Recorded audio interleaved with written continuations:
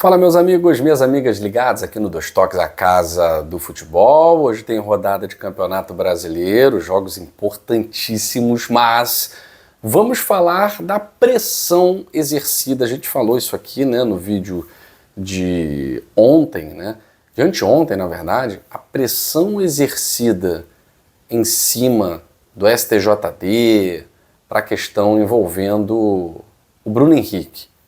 É uma parcimônia muito grande, uma benevolência muito grande, segundo a imprensa, principalmente a imprensa paulista. Tá? E aqui no Dois Toques nós falamos, inclusive fizemos um vídeo sobre o Theo José criticando muito.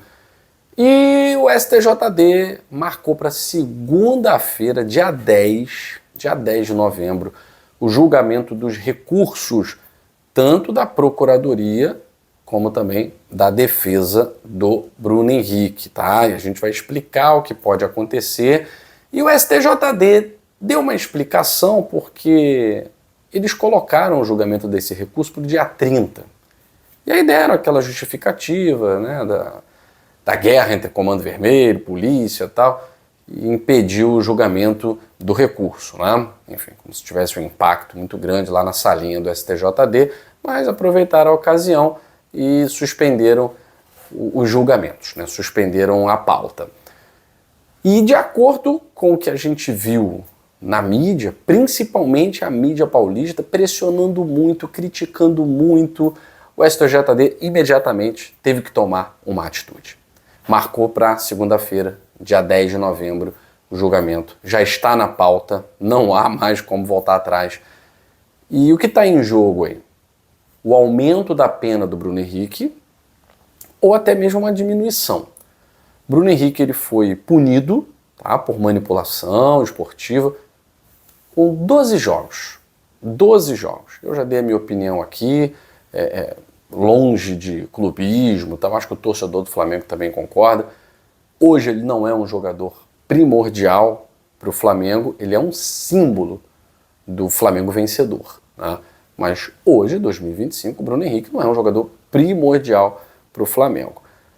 O Bruno Henrique vai poder jogar, por exemplo, o último jogo, não sei se vai ser o último, né? Mas vai poder jogar, não o próximo, que ele está suspenso, contra o São Paulo, mas no final de semana contra o Santos ele vai poder jogar. Pode ser o seu último jogo, dependendo do que acontecer no tribunal. É claro, não acredito que o STJD vá suspender qualquer pena, ele vai cumprir, nem que sejam os 12 jogos, mas a Procuradoria quer aumentar essa pena. E a Procuradoria está jogando nas suas provas exatamente os casos anteriores, muito menos graves, que foram julgados com mais rigor pelo STJD. Jogadores que ficaram afastados por muito mais tempo. Muito mais tempo. Por outro lado, tem a defesa do Flamengo, que vai tentar recorrer desses 12 jogos, vai tentar diminuir a pena. Bom, acho difícil conseguir diminuir a pena. Me surpreenderia, como me surpreendi com a pena de 12 jogos. Confesso a vocês, me surpreendi. Achei que fosse mais, mais jogos. Agora a Procuradoria, da mesma forma que eu, se surpreendeu negativamente e vai buscar aumentar essa pena, vai trazer os seus argumentos para que o Bruno Henrique possa ficar fora aí pelo menos 6 meses a 1 ano, tá? Normalmente, com o efeito suspensivo, a crítica era: vai cumprir no ano que vem no Campeonato Carioca, vocês vão ver, vai jogar Libertadores, isso e aquilo. O STJD se sentiu, posso dizer, bem ferido, né, no seu ego e tal, mas se sentiu ultrajado. Se sentiu ultrajado, e essa pressão das mídias contra o Bruno Henrique não vai influenciar, obviamente não. Todavia, vamos ver como será a argumentação da Procuradoria, que vai trazer os casos anteriores como precedente, né, para aumentar essa pena do Bruno Henrique. Tudo isso porque o Bruno Henrique jogou contra o Sport e fez 2 gols, né? Então ele participa do jogo, faz 2 gols, e aí isso gerou um incômodo em grande parte da imprensa. Não que a imprensa esteja errada, mas também se o Bruno Henrique não estivesse fazendo nada, acho que ninguém estaria nem lembrando do Bruno Henrique, né? Mas como jogou, fez gol, decidiu o jogo, aí a imprensa teve que exercer o seu papel de cobrança, já que o STJD não consegue ter bom senso, né? Acho que falta muito bom senso para o Tribunal de Justiça Desportiva aqui no Brasil. Como eu falei para vocês, sem o Bruno Henrique, o Flamengo vai a campo hoje contra o São Paulo.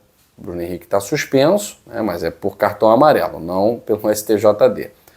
E o Flamengo vai tentar também quebrar uma escrita, né? O São Paulo, que é osso duro de roer em jogos contra o Flamengo vai tentar uma vitória no Morumbi. O último jogo fora de casa do Flamengo foi contra o Racing, aquele sufoco, mas classificação para a final, e o penúltimo contra o Fortaleza no Castelão. Os flamenguistas lamentam muito essa derrota para o Fortaleza, que não estava no script. E o São Paulo, que está olhando ali para o Fluminense, para o Botafogo, de certa forma sonhando, né, ali com o Bahia e tal, precisa de uma sequência, mas o São Paulo tem vitórias importantes contra a Bahia e contra Vasco num confronto direto. Agora vai pegar o top 2, né? Vai pegar ali o Flamengo no Morumbi. Vamos ver se o São Paulo consegue emendar a terceira vitória seguida. É claro que torcedores de Fluminense, próprio Vasco, Botafogo, Corinthians estarão secando e muito torcendo ou pela vitória do Flamengo, mas alguns torcedores falam, jamais, torcer para o Flamengo jamais. Então a maioria aí vai estar ou torcendo para o Flamengo, no caso dos corintianos, ou os vascaínos, tricolores e botafoguenses, torcendo pelo empate, talvez, né? Porque se o São Paulo vencer, o São Paulo chega no Fluminense, bota uma distância maior do Vasco e fica a 2, 3 pontos ali do Botafogo. Então vai ser sim uma ameaça até o final do Campeonato Brasileiro. Bom, a gente fica por aqui no Dois Toques, a Casa do Futebol, e mais tarde a gente disseca a rodada para você, tá certo? Beijo grande no seu coração, até a próxima aqui no Dois Toques, a Casa do Futebol.